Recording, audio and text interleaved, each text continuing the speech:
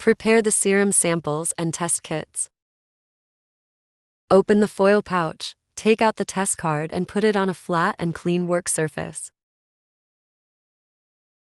Using the provided dropper, aspirate the serum to be tested. Carefully and vertically dispense a drop into the sample hole S. Wait for 10 minutes.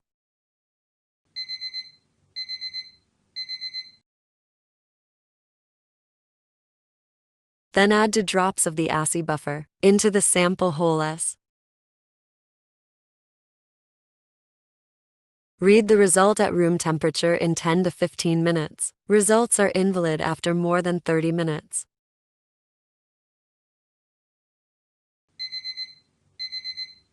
Interpret the results within the result window. If both the test line T and the control line C appear simultaneously, it indicates a negative result. This indicates that the antibody levels in the sample are below an HI titer of 116. If only the control line C appears, it indicates a positive result. Indicates that the antibody levels in the sample are not lower than an HI titer of 1 to 132. If the control line C does not appear, the result might be considered invalid.